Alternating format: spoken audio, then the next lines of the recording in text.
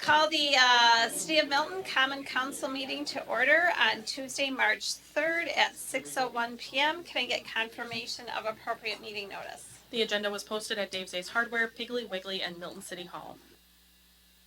Is there a motion to approve the agenda? So moved. Second. All those in favor? Aye. All those opposed? Okay, the women will lead the Pledge of Allegiance.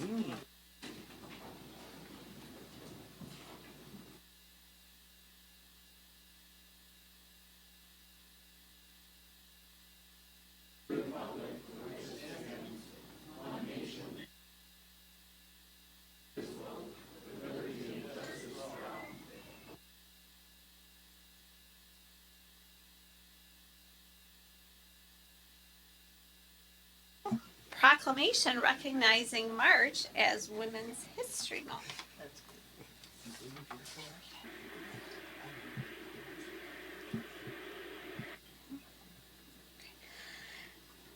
Whereas American women of every race, class, and ethnic background have made historic contributions to the growth and strength of our nation in countless recorded and unrecorded ways.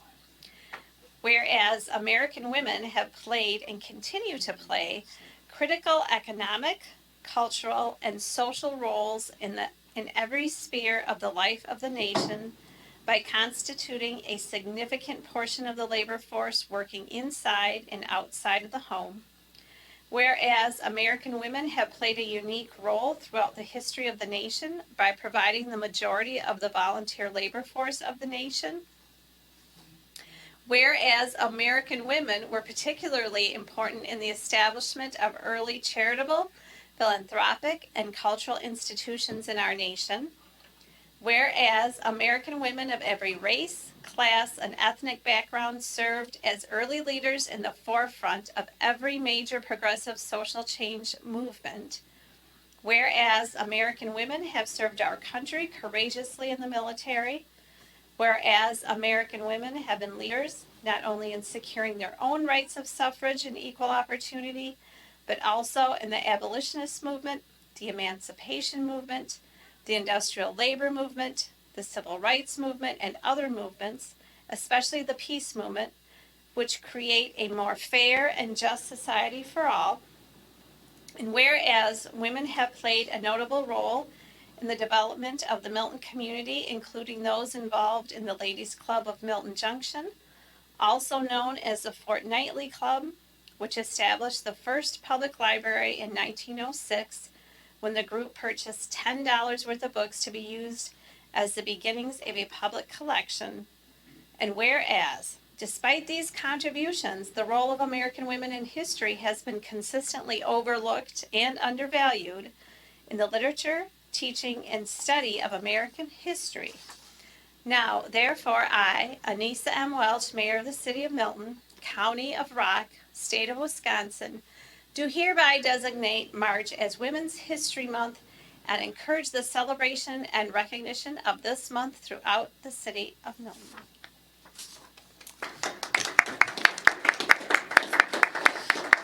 March, one of my favorite months. Public comments regarding items which can be affected by council action. Seeing none. Approval of the consent agenda. So move. Second. All those in favor? Aye. All those opposed? That motion carries. Discussion, direction, and possible action regarding refinancing alternatives for outstanding debt. And are there new documents? They're online and have been emailed to everybody. Okay. Yep.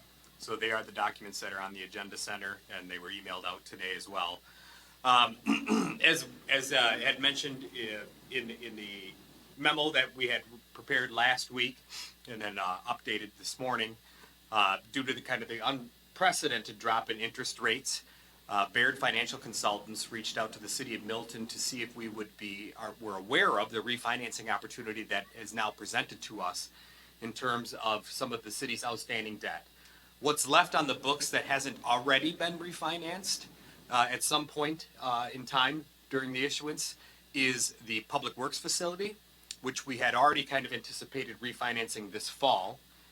This building that we're in right now, including the police department, and the lift station work that we took out last year.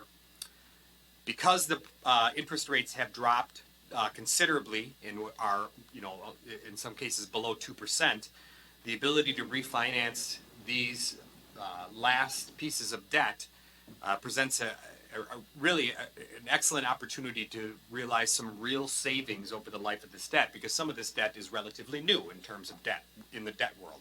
Some of it's not even a year old.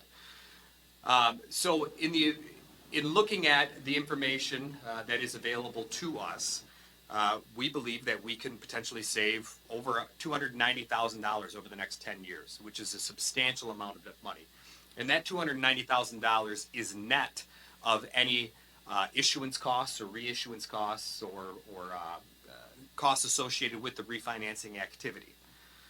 But we wanted to bring this forth to the council tonight to talk about this opportunity and kind of get it in front of you. And this is part of kind of the ongoing unwritten strategic goal of the city of Milton, hopefully to be written as part of a strategic goal, and we'll discuss that in a few more items, of really minimizing taxpayer the impact on taxpayers due to the outstanding debt that we have, as well as driving down the outstanding debt that we have. This action wouldn't pay anything off early per se, but what it would do is allow a lesser interest rate, which would then be reflected through the tax levy and then be reflected vicariously through the tax rate to the citizens, again, in the amount of $290,000 savings over the next 10 years. There really is, and the mayor and I talked about this last week with Dan, and the question was, what's the downside of this? The only downside that we can perceive is if interest rates go lower. And I don't know if that's possible. Have we hit the bottom of the trough yet? I don't know. We're probably pretty close, but we have said that before. But here we are looking at interest rates of 1.83 and 2.08 and things of that nature. So we believe that this is a prudent action to take. Again, we're not looking for direct action tonight, but we wanted to make this available for you to see this a couple of times before we could even take this action. But want to have the conversation, want to put it in the context of some of the other things that we have been doing over the last several years, and talk about what this means overall for the city in terms of its financial outlook in the next few years. Did I miss anything, Dan? I mean, there's a lot of other kind of details in this. The city hall debt, for example, is not callable for 3 years, so we'd be setting aside that portion of it in escrow for 3 years. We left out a lot of the gory detail, like Al was just alluding to, but generally, the memo that was put up in the packet last week that we replaced with this one, we just looked at the Public Works building and the lift station work, and then it was some of the market trends that we saw happening Thursday and Friday that I reached back out to Baird and said, hey, these rates keep going down. I know it sounds really silly to look at something that isn't callable for 3 years, but can you run an analysis to see if that makes any sense? And we got that back late yesterday. And ultimately that savings on this building netted like another $70,000 after issuance costs and all that. And so we thought it was prudent to just bring forth something that saved the most amount of dollars. And if rates fall, because that's really the only downside risk here, if they really fell through the floor again, I guess we would bring back another analysis, determine if the issuance costs make sense to, save additional dollars. But one of the litmus tests that a lot of personal finance folks use when determining what's an appropriate break even, when I look at the levy supported piece of this debt, the savings that are garnered equal about 2 years of the issuance costs, and for the TID 10 debt, it's 1 year. And generally when you hear people talk about should you refinance your house, they usually say if the break even point is 2 years or less, it's a that's a reasonable expectation. And this proposal, assuming rates don't skyrocket before we can do a rate lock, meets that litmus test. So what we are looking at here is we would refinance the entirety of the items that are left. So again, we're talking about City Hall / police station, the lift station work that was financed last year, and the Public Works facility, which was financed back in 2011. All of those issuances have an interest rate that range between 3% and 4.5%. What we would be looking to do is hopefully lock in an interest rate of 2.08. Which is how we are able to get those considerable savings of $295,879 after issuance costs. So again, if this was, a couple of basis points, I don't know if it would be worth it. As Dan pointed out, the issuance costs probably wouldn't pay back over the time. But $295,000 is a legitimate amount, and especially when you're looking at an annual savings to the taxpayers on the levy side of things. Between $30,000 and $10,000 to $20,000 on an annual basis. That's going to come right off the tax rate. And on page 2 of what Barrett put together, they kind of did a present value calculation, and they put together like an interest rate sensitivity. It's in the lower left-hand corner. It's in a box, and like every 10 basis points or 0.10%. is about a $25,000 overall swing in present value savings. So the notion that, well, if rates go lower, hard to say if they can go much lower than historic lows, with the 10-year Treasury being at 1% today. But if there's any kind of uptick, we start to lose $25,000 in savings. And so the question is there the fear of not grabbing the exact bottom? Or is super close to the bottom good enough? And no one ever knows what that bottom is until you're well past the bottom. So when we look at this 3-4 years from now, I think we're going to see like, yep, we caught that bottom, and we'll forget if we hit the exact bottom or something really close. And I believe this is something that is going to be really close.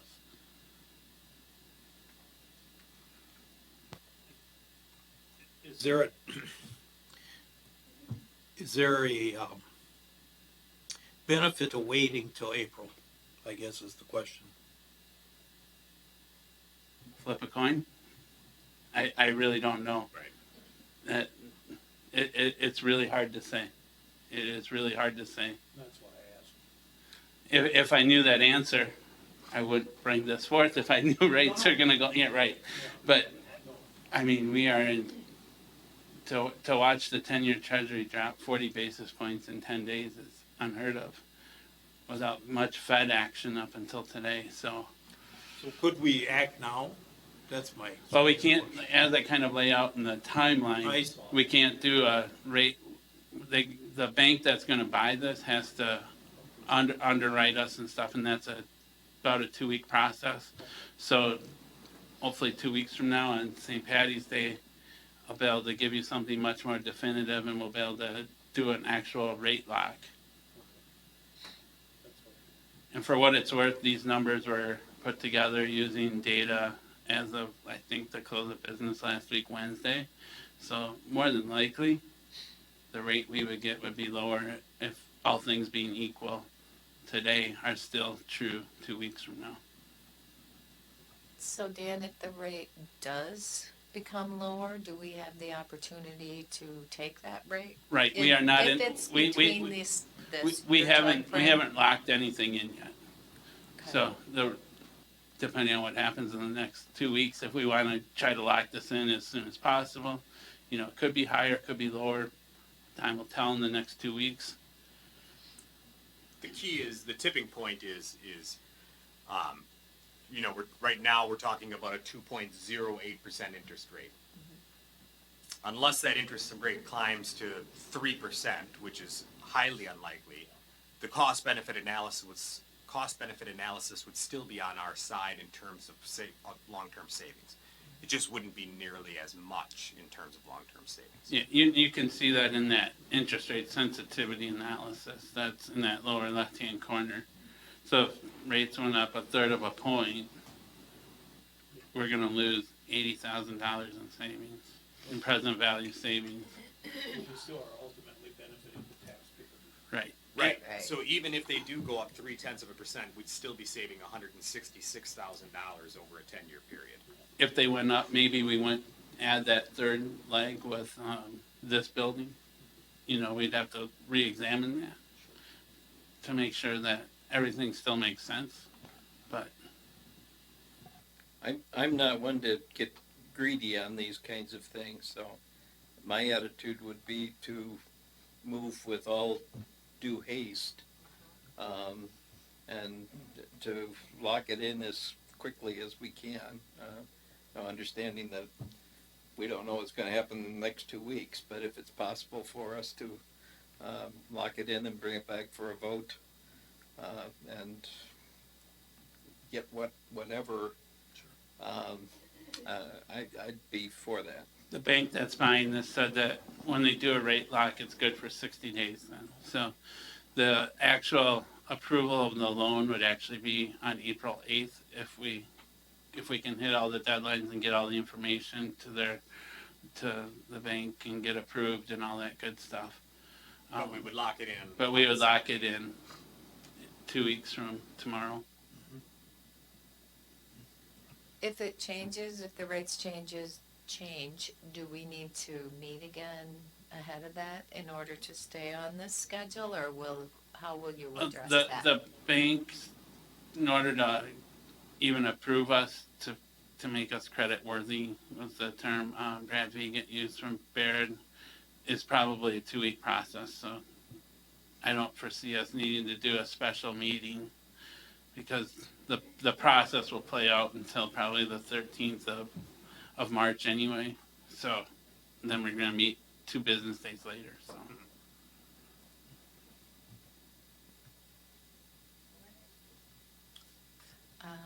Are you looking for a motion, Mayor? The recommendation that was made by Baird was to direct city staff to work with Baird Financial Consultants to finalize the term of the loan on the refinancing package. I'll make that recommendation as a motion. Second. All those in favor?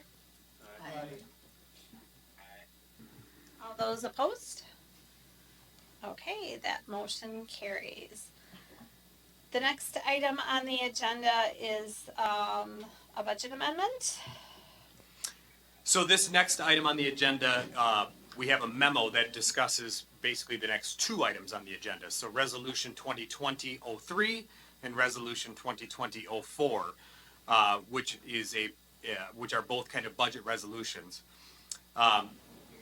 As we wrap up 2019 and kind of finalize what we saw in terms of revenues and expenditures, the city has an opportunity to kind of utilize some of its unexpended funds and unanticipated revenues from 2019 in some unique ways that will take some unfunded liabilities off the books for the city of Milton.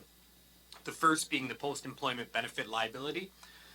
That's what Resolution 2020-03 is, which would be assigning an estimated $125,000, or not estimated, but $125,000 to the OPEB obligation, which would cover us, cover an underfunded liability that we have for individuals who we don't know when they're going to retire, but we are certain they are going to retire. Everybody gets to retire at some point, I guess, except for Howie. And it is, yeah. So we know that we have a kind of a flurry of retirements that are coming to us very soon. And each individual has a certain amount, as you can probably understand and appreciate. When you retire, you've got unused sick leave. When you retire, you've got unused vacation, or medical leave bank, or post-employment health guarantees. Those amounts have never really been funded. We've always kind of just thought, when that day comes, we'll figure it out. Well, this has provided us with an opportunity to figure it out in advance. So this is a unique opportunity to allow us to do this, to put it in assigned fund balance, so it cannot be used for any other activity or use other than these other post-employment benefits, or OPEBs. We did something kind of similar to this in the police department a few years ago. It wasn't exactly the same, but we were able to set aside funds in order to kind of have those pre-Act 10 folks covered. But this would cover, really kind of some of the administration folks that are not, haven't really been funded, to say. So that's Resolution 2020-03. Resolution 2020-04 then assigns a certain amount of the residual 2019 dollars to capital replacement / street maintenance, which is similar to what we did last year, but also assigns $55,000 to the debt service fund, which would cover the issuance fees for the issuance of the refinancing that we just discussed. In the event that interest rates skyrocket, or we pass this resolution tonight, we pass 2020-04 tonight, and interest rates skyrocket, and we end up not doing the refinancing, that $55,000 would still stay in the debt service fund and be utilized to pay down debt at a future date when it becomes callable. We talked about that last fall with the specific issuance that we're trying to kind of save for in order to pay that off early. In essence, this money would be shifted to that in the event that we don't go through with that refinancing, which is unlikely, but still a possibility. I just want folks to know that that $55,000 wouldn't just kind of sit there in the upside down world and never be touched again. It will, it could be used for another source. The $150,000 to the capital projects and street maintenance would be used in a similar fashion to what we did last year when we were able to chip seal and seal coat that 5.25 miles. We utilized similar funds last year in order to do that. When we did all those streets throughout the city, we already have kind of that in the works for 2020. Talking about High Street, talking about Green Hill Circle, some of those other streets in the central city that haven't been touched in a while. Those funds would be used towards that, or could be used towards the purchase of equipment. As we talked about, last fall, our Dumbo truck, as we affectionately call it, or the leaf sucker, I don't know what the official name is, but the leaf vac truck, died last fall, right at the end of leaf season. And that's, if you remember, we were out there with loaders and skid steers and, trying to cobble that together, and it's not the most efficient way. The Dumbo truck allows one operator to pick up leaves throughout the entire city. Doing it the quote-unquote old-fashioned way takes 3 operators and quite considerably longer, and it's really messy. The Dumbo truck died last year, and in fact, it is literally in 2 pieces right now at the city garage. We're waiting on some quotes for either the replacement of the Dumbo truck or the ability to retrofit one of our existing pieces of equipment to have the vac system kind of put on it and then lift it off when it's not in use. So making that equipment more feasible. We're trying to figure out from a cost-benefit analysis which one is the most cost-effective way. We know that the Dumbo truck, to replace the Dumbo truck kind of as is with a new Dumbo truck, it's about $220,000 or something like that. 190. And we're hoping that the retrofitting would be less. But we know we'd have to take a pickup truck or a large truck and really beef it up in order to absorb that weight. So that could be another use of these funds. And then lastly, we are still waiting from the state to hear about our grant from the DOT that we applied for the High Street John Paul intersection. That grant will require anywhere from a 10 to 20% match. They allow you to spread that match out over a 5 to 6 year period. But if we are able to get a 10% match, this would cover a vast majority of it. So that's why we haven't said we're going to use this $150,000 for the Dumbo truck, or we're going to use it for High Street, or we're going to use it for the roundabout. Because we don't exactly know yet, and we don't know what the best use of those dollars are going to be. Again, remembering that we also budgeted under the 2020 budget a certain amount for capital. It's not as though this is the only money we would have for capital. We budgeted for capital items. Some of those items were already underway. Security upgrades at City Hall, security upgrades at Public Works. We're talking about we've contacted vendors about the bike stations. So those things are kind of already in the works. This would be in addition to that and potentially allow us to tackle some things that didn't make the budget, extend some things that made the budget, but we were able to do more of it, it's like streets, or take on something that was potentially going to be a 5 to 6 year liability and cut that time frame in half. So that's why we haven't said exactly what it would be used for, and that's why we talk about in here any use of those funds would need to come back to the council, irrespective, anyways. So that's what Resolution 2020-04 says. So. But there would still be some money left over, right? That would, We would have 125 go to the assigned fund balance for OPEB. We'd have 150 go to the capital, which would put us at 275, and then we would have 55,000 go to debt service, which would put us at 335. So there would be a $30,000 amount left over. Right? Barring any other loose invoices that still haven't come through. Right. Which I think since I wrote this, there's been a couple, but nothing of And consequence. And those residual funds would just be put into the fund balance, the general fund balance, and held there as we do with our general fund balance as it is. Carried over. Right. We have a policy, a fund balance policy that says that we should have 25% of our expected revenues in fund balance. Right now, we're sitting at about 27%, so we have a healthy fund balance. The $30,000 isn't going to push us, to an obscene amount. It's not going to push us to 36%. It'll keep us in that 27%. But it's an appropriate use of those dollars. Does that answer your question? yes, I like to save for a rainy day. And it's important to note that if that refinancing goes through, as Al had previously mentioned, it doesn't accelerate or pay anything off faster. That is truly about $20,000 savings each year for the next 10 years on the tax levy. Yeah. And then the last 3 years, it's a little bit less because the DPW building would have been paid off. But yeah, It doesn't affect our levy limits because it's debt service, and debt service is outside of the levy limits. And it doesn't affect our debt ratio because it doesn't change the amount of overall debt issued by the city.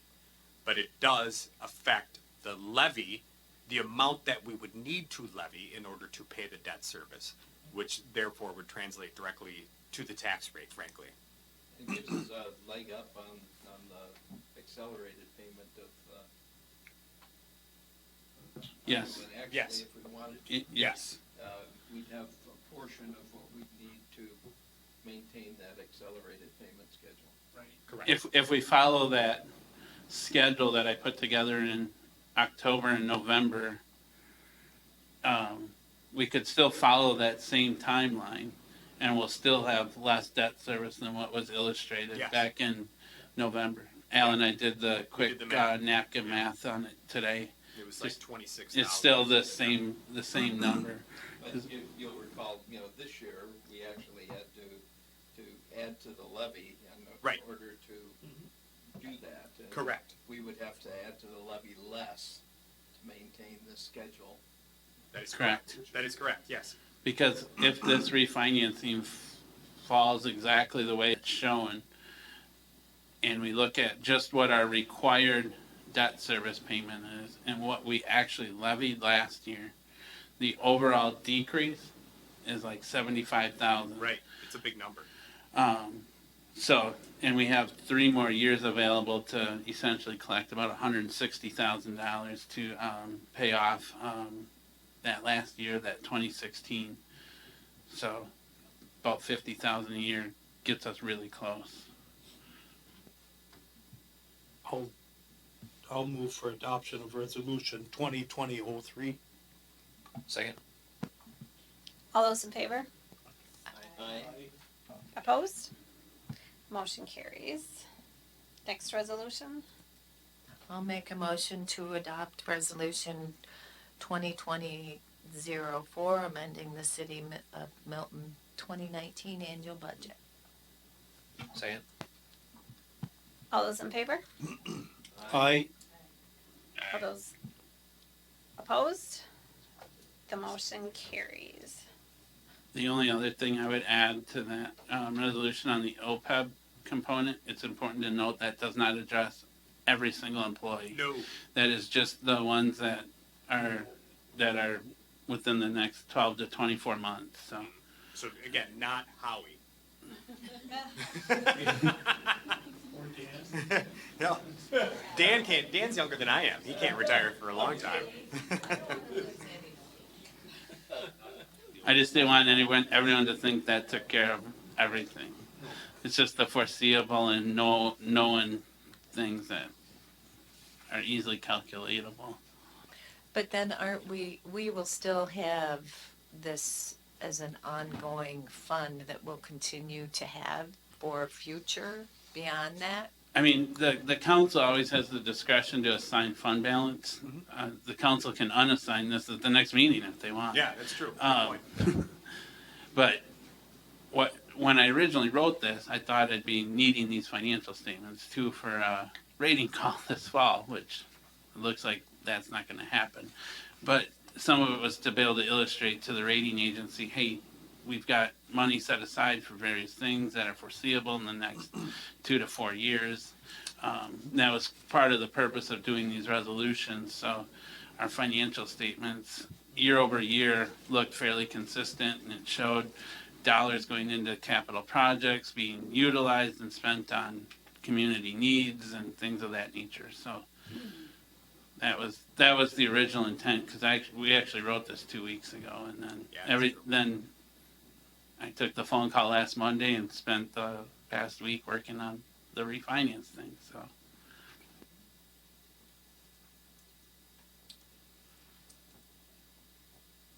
Anything else? Okay, so we can move on to item number 10. Discussion, direction, and possible action regarding 2020 to 2024 strategic planning initiative. So this is an item that has kind of been in conversations for the last couple of months. Well, I mean, Anissa, the mayor's really been talking about it for a couple of years. But something that really what it comes right down to is we really wanted to take advantage of the year 2020 and say we want to have 2020 vision. But that's like, I think the fourth time I've told that joke today. But we have not done a strategic planning initiative in the city of Milton since 2007. A lot has changed in the city of Milton. A lot has changed in the world since 2007. And when I came to the city of Milton in 2014, one of the things I did not want to do was immediately start doing strategic planning, not really understanding, that's never really, I don't think necessarily the right thing to do. I'm the new guy here. I'm going to tell you what you should do, kind of thing. But time has passed. The city is growing. The city's going to continue to grow. A lot has changed. We've got the bypass. We've seen unprecedented growth. We're aggressively stabilizing the city's financial position. And a strategic planning, I think, initiative is overdue, and one that I think is well timed with a lot of the initiatives that the mayor has brought forth, a lot of the initiatives that Dan has brought forth, some of the work that we're doing with WAMCOM and the school district and things like that. So Inga has put a tremendous amount of work into this to kind of getting this framework put together and what a strategic plan process would look like. We don't know what the product's going to look like in the end. That's the glory of strategic planning. If you knew what the product was going to look like, you wouldn't need to go through the process. But it's a lot of work to put together the framework, and Inga has taken that on and done a fantastic job, and you'll see those attachments within the document. So tonight, really all we wanted to do was kind of talk about those attachments, get some input, introduce this topic to you, understanding that the real work doesn't actually start until May because we wanted to wait till after the election. We know we're going to have a new council member with us. So, you know, we would want to start this next week, and then Jerry leaves, and then, you know, we assume Devin is going to, you know, get him up to speed. So wait until May. But that's when the real work starts overtly. Work has already started behind the scenes in terms of getting this framework put together and talking about strategy internally. We talked about it with the department heads yesterday. And from my perspective, how I view strategic plans, I've been involved in a number of strategic plans over my career. Some have been good, some have been bad. Chief was talking about some of his same experiences yesterday in staff meeting.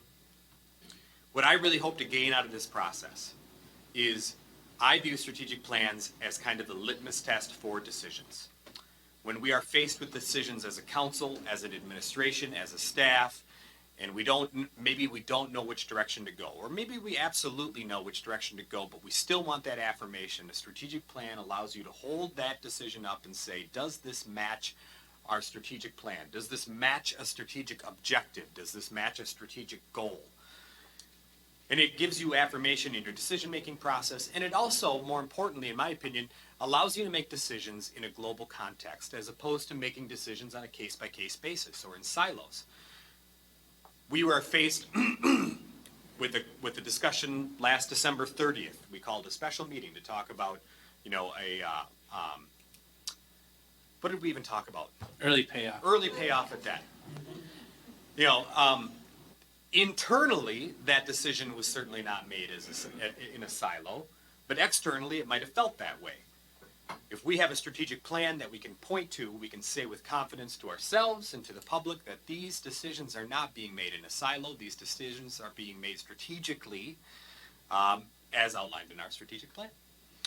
So it's different from a comprehensive plan, which kind of maps out how we're going to grow.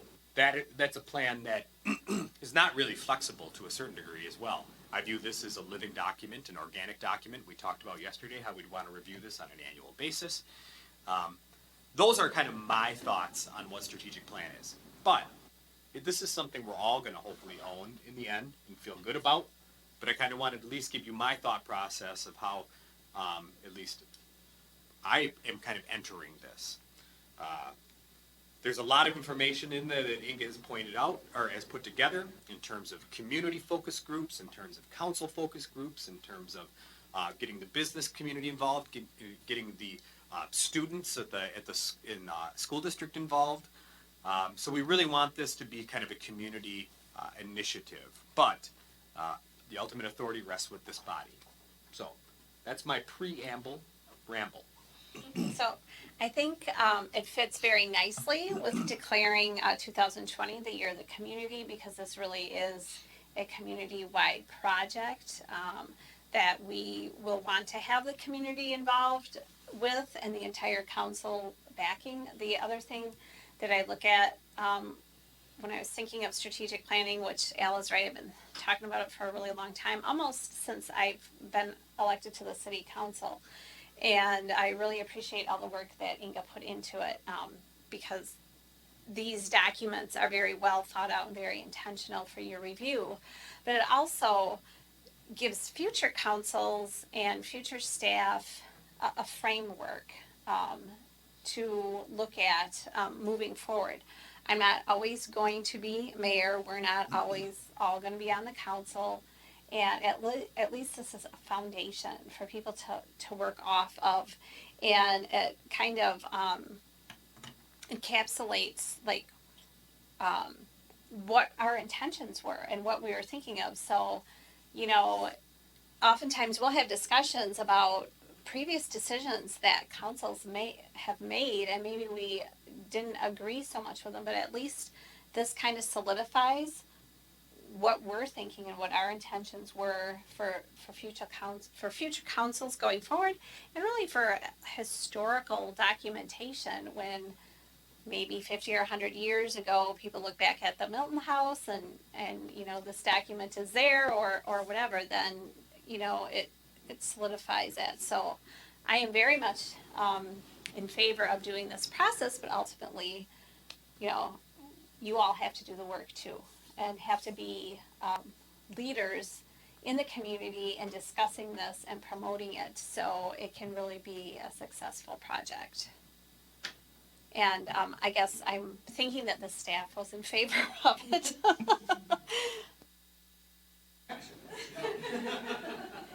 Police department probably has to get reaccredited or something too coming. You know, and it's interesting. I think so. Maybe like Doug Welch's great grandson will be reading this document. So I like that idea of 50 to 100 years from now. And I appreciate the context in which you just provided that, because it is again important that what's really important to me is that we don't make decisions in a silo, and that we make decisions that are strategic and global and forward thinking. And a lot of times we'll make a decision, you know, in January, and November will roll around, and folks will say, God, was that January? When did we do this? How did that happen? And I would like there to be, this will help in that process, because you'll be able to tie it back to this document. So one of the things that I would envision, and again, not married to any of this, but one of the things I would envision is when we bring forth a memo to the council, there would, this activity or this initiative would bring forth strategic objectives or strategic goals, and council memos would tie back to that. This, you know, we'd have our traditional memo. It would say, you know, background, summary analysis, recommendation, strategic alignment, or something to that effect, and it would tie into that. We saw examples that the city of Beloit does it. We did that in the city of Janesville. And it is that way of can continue to tie back and reminding people that, hey, this isn't just kind of willy-nilly. There's a real goal here. And, you know, I don't know what those goals will be. I think things are going really well in the city of Milton. Maybe through this process, we might find out something completely different from these focus groups.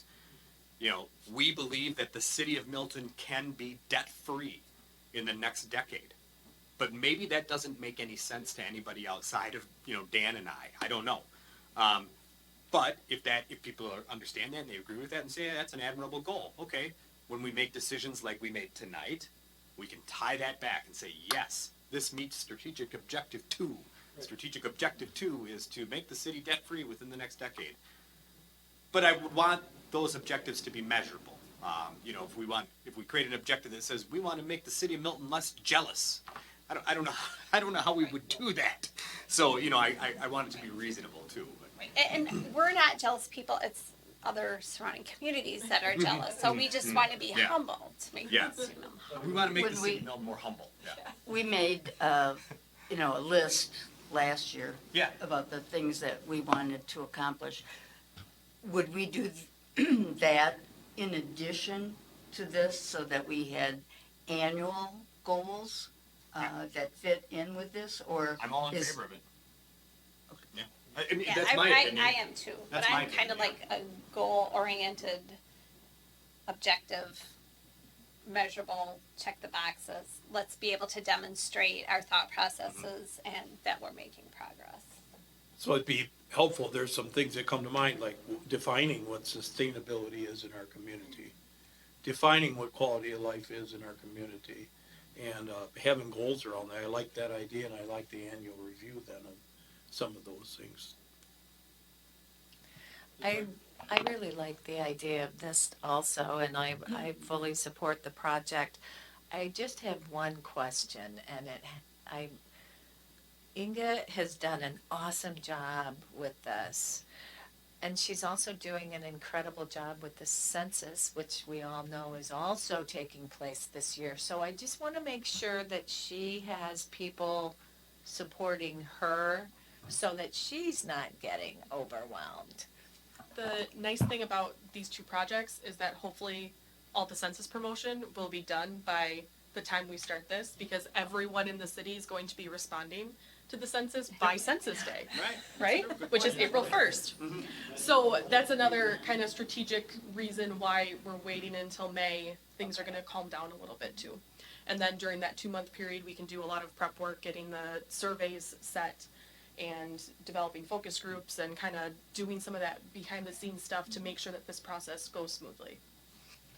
Right, and I appreciate you bringing that up because, you know, we all have the ability to assist Inga in roles, whether it's, you know, attending or leading a focus group or, you know, I don't, I guess, foresee that like this is just like Inga being the only leader in this. You know, there's lots of ways.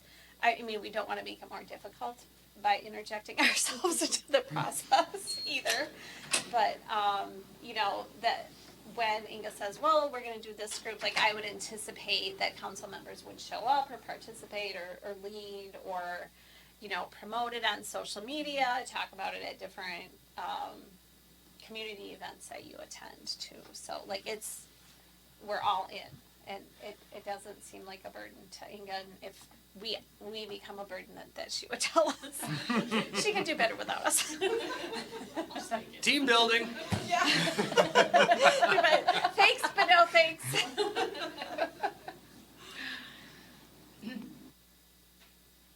No, I appreciate those comments, Linda.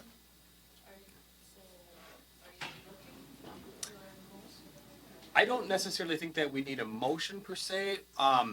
You know, what I would ask is kind of the same thing that I asked the department heads yesterday is take a look at these documents.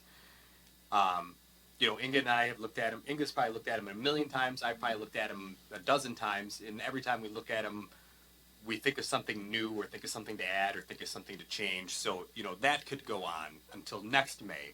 But if you look at this and you think, boy, here's something that you really should include here or something or somebody that you really missed, yeah, let us know. And then if you look at the timeline and you say, hey, I absolutely know that for 2 weeks in June, I'm going to be gone. And, you know, how is that going to impact the timeline? Those are really important things, wouldn't you say, Inga, that we want to know right now in this process. So basically, May and June, everybody is not taking vacations. Well, July is a big What's one. the big month? I think July. So I'm going to take a vacation in July, but nobody else can. Yeah. Okay. Well, we'll take a look. The thought process, I think, was to have maybe council meetings start at 5 p.m. and then once the council meeting's done, move into strategic planning. So we're not monopolizing multiple nights a week for any of the council pieces to it. And those nights, if we want dinner or something, we can buy dinner. Not green beer like the plan commission wants, but Oh, I missed that. Jeez, I missed that. Well, committee appointments are coming up in April, everyone. Mayor failed to mention that women were involved in prohibition as well. Yeah. okay, that was just one mistake. So I think that, to answer your question, I think that's what we'd be looking for right now. You know, it's that's why we wanted to bring it forward today. You know, get out in front of it. Right. Because our goal is we want this done before we Yes. start the budget. Huge Right. part that I missed to say. Yes, this would be a budget. This would then be really a budget planning document as well. You know, with some of the work that Mark Langer's already started on in terms of the capital replacement program and things, this would fit perfectly into that, in my opinion. And on the nights that we work on it, it would be our team building exercise too. So 2 for 1 plus a meal. What more can I do for you?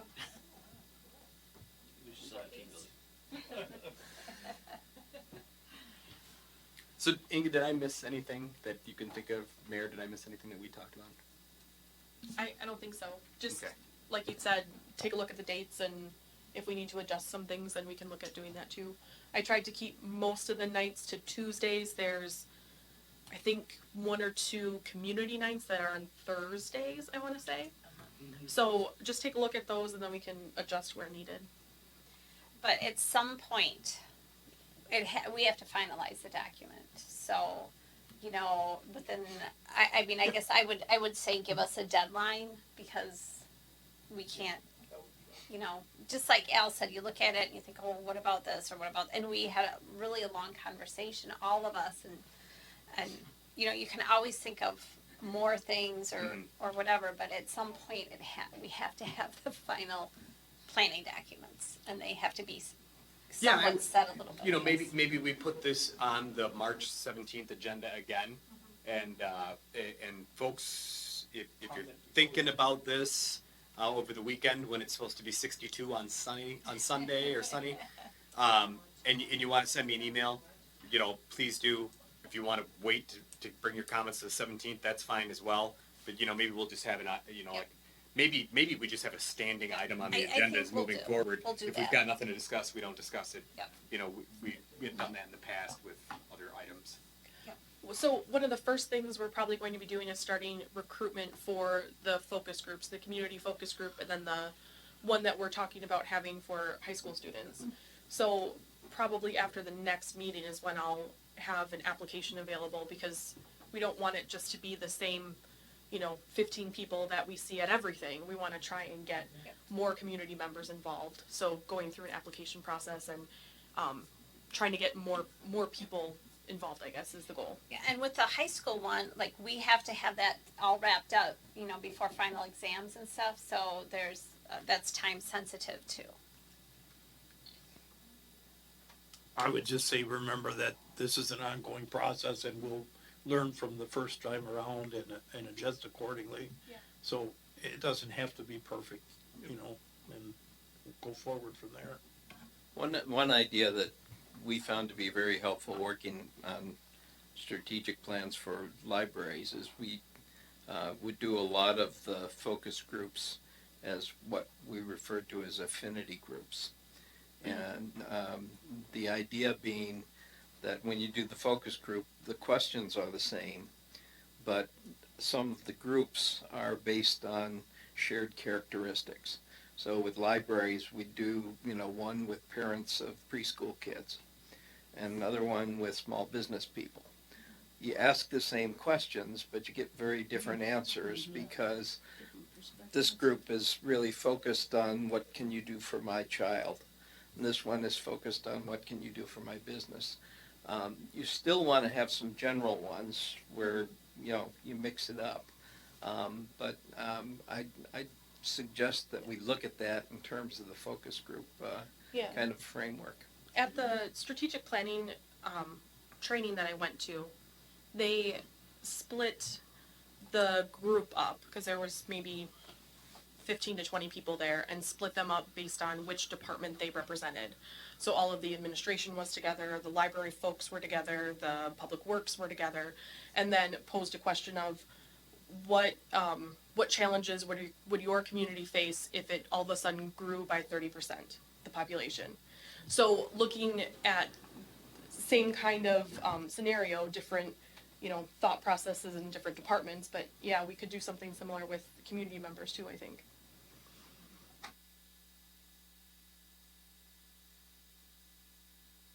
Anything else for anybody on strategic planning?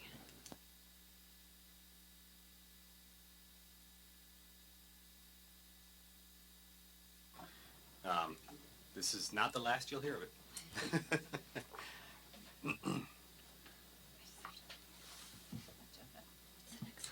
Review of January financials. Okay, so, our next item is reviewing the January financials.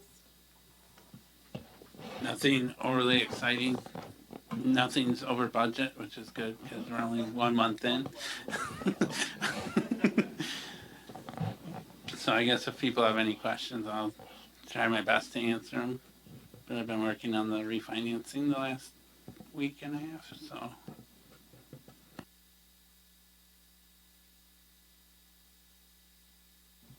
Anything for anyone? Okay, we're gonna move to general items, A, committee reports. Any committees that met that somebody wants to report back on? I think that everybody probably saw the article in the Gazette about our last fire commission meeting. So we have, we're looking at what we can do to keep our services top of the line for all of the people that we are taking care of, and also our own personnel in our department. Parks and Rec, did they meet?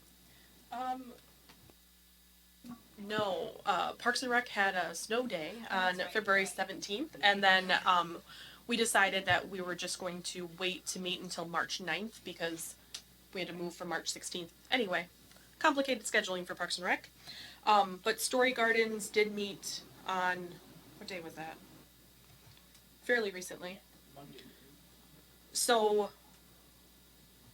a logo was approved and we have plans in place to install raised garden beds this spring. And then we've talked about recognition of donors and what that's going to look like. And then we're still researching gazebo options for the space as well. Any other committees? Library committee met, right? Yesterday? Well, you can do that as part of your thing. Any other committees that council members want to report back on? Historic preservations.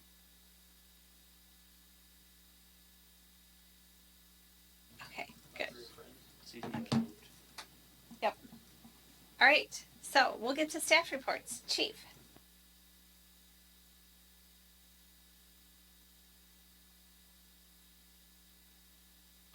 Check my calendar to make sure I got a date right. I've mentioned to you before how we've been doing some regional active shooter type training, rescue task force, things like that. Well, we are getting the opportunity, again, from the graciousness of Black Hawk Technical College, that we're going to be doing the same at the Milton facility next week. And got 12 hours of training set up with people from throughout the county rotating through. With kind of an hour-long training session, and people come and go as they can. So, pretty excited to bring that here locally, and you'll see some activity over there. So, it's not that kind of training. You just review your strategic no. planning documents. Yeah. This is all law enforcement training only. I don't think we're quite at that level yet where we need a body, but yeah, I'll let you know. Also on Thursday, I'm going to be attending a Rock County Emergency Management called a meeting with all stakeholders regarding the coronavirus and local response and things like that. And I encourage people to follow all the advice out of the CDC, and there's really no reason to be wearing face masks or anything like that. Please wash your hands. And it shouldn't have taken a pandemic to get that point across, I guess. But I'll let you know if there's any news out of that is any different than from what we're hearing already on the news stories that we're monitoring. Okay. Ashley. Like Larry mentioned, we have our Friends of the Milton Public Library that has been revitalized. So the committees are meeting. So kind of look for more information about becoming an annual member for that. We are also working on a strategic plan for the library, so that's been in progress. Luke is leaving on Thursday, so we will be hiring for a position. Probably posting that tomorrow. So it's our circulation and public information assistant. So Luke got a job at another library, so to fill that position. And we have our Mod Pizza fundraiser this Sunday from 8 to 10. The 15th. Oh, sorry, the 15th. Sunday, March 15th. So head down to Mod Pizza between 8 and 10. Say you're there for the library before you pay, and then 20% of your order will go to the library. Inga, anything? Well, the 2020 census is coming up. So, if anyone's interested in volunteering for a couple of events, on March 24th, we're going to be at the gathering place from noon until about 1:30, having some computers set up before bingo starts, to try and get some people to fill out their forms and help them if they need any help. We'll also be at Culver's on April 1st, Census Day, from 11 to 2 and 4 to 7. And anyone who comes in and fills out their census form will receive a free scoop of custard. And a smile from me. Exactly. So incentives. And then finally on April 13th from 10 a.m. to 8 p.m. we're going to be set up in the community room at the library, and we will have a Spanish language interpreter there from 5 p.m. to 7 p.m. The one in Newville. Yep. And I must say, we are the most active complete count committee in Rock County. Like, I'm pretty sure we're going to get an award, whatever that may be. Stickers. I will say this, what we have been doing is printing placemats for the gathering place to have at their lunches every day.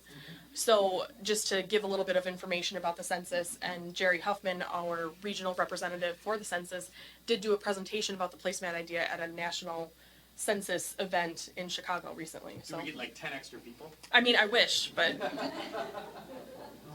I had noticed in the email today that it was 5 and under that is the most ignored. Yes, I was very surprised to read that. So I look forward to, talking with people to see if they have some interesting approaches to that.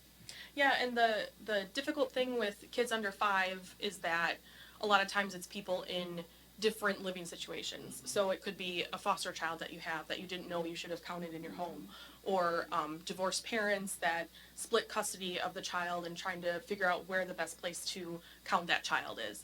So if anyone does have any questions, they can contact me. I have some resources. We can kind of walk through that process, or look online at the census materials too. I have a 4-year-old and a 1-year-old, and I never forget. I never forget. Howie?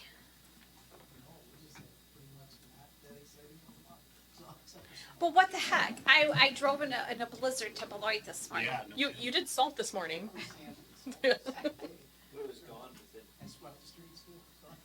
I saw that. Dan, anything? No, I've done enough damage tonight. Or enough savings, one of the two. Yeah. Al? Ditto. I have nothing. Just I kind of warned you guys that the days of having 7-minute meetings or 17-minute meetings were probably done. Yeah, I think that's come to fruition. So we got be a exciting year though. Okay, so before I forget, March 16th, what is that? Does that ring a bell for anybody? What is happening March 16th? I know. It's when you start getting the food coloring. Sister City Initiative. Yeah. Yes, yes. I have been bragging about you guys to the school district, and then I ask you the question, and you've already forgotten that we're meeting with them. I wrote it down. I had to look at my calendar. And what time is it? 6. 30. It's 6:30. Oh, I wrote down 6. It got moved recently. Yeah. Okay. Yeah, I don't know if we did an official email update. So you're gonna, yes, it's at the school district, and you all are going to you're gonna get an agenda, and you're gonna get a packet of information. And you need to look over the information, and if you have any questions ahead of time, please let us know and I'll remind you. So even if you're not gonna be there, if you have questions, cause, we're gonna have a presentation and we wanna be ready to answer any questions that you might have. Yes, and we haven't had a joint meeting with the school district, like maybe since there was talk about Central Park or Schilberg Park, or, I right? know on the tennis courts too with the meeting is potentially a joint meeting. The tennis courts. Did you have a joint meeting? I don't know. They I thought don't- that maybe that was another Yeah. time. Not Yeah. not in the 6 years I've been here. Not in the, Since I was leading, Yeah. we had some. so we were trying to were there. figure that out. With a joint, the school board and the You city? led the meeting. You did a nice job. Did I? I just, You were I- kind of in a fog, but. I didn't know I didn't. Teresa, I didn't. It is not April Fool's Day yet. You did. I'm so naive.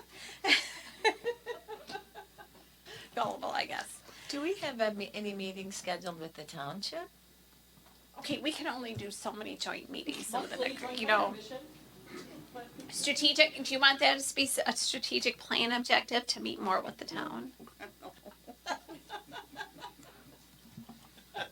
Now that I'm on tape. I was just wondering, because I know that we had talked about it before, and That must have been with the previous mayor. Yeah. I don't remember talking about that. Okay, so, all right, what else? We're done with staff reports, we're done with committee reports, so it must be team building time. Okay, so here's the question, and this is very strategic and intentional. How many inches of snow are we gonna get in the month of March? 10. Inga. Farmer's Smart. Almanac has already said we're gonna have a wet spring, and I'm hoping that it is just going to be snow. Sorry, Howie. So I'm gonna say 15. That might bust the budget, Linda. 15 inches in the month of March is your prediction. Going with 7. 7 was what, the local forecaster said. I'm gonna go on the low side and say 4. I was to say 3 since it's the third month. I was gonna say 4, you took my number, so What are you gonna say? I'll say 4. Okay. Okay. Throughout the whole month. You said 15, Linda. I'm gonna say 6. Yeah, we may get 4 tonight. It's supposed to snow again? Like, I didn't even know it was gonna snow this morning. I'm like Howie. I think we needed an email. How much did it snow? It really did snow again. It was the fluffy stuff, though.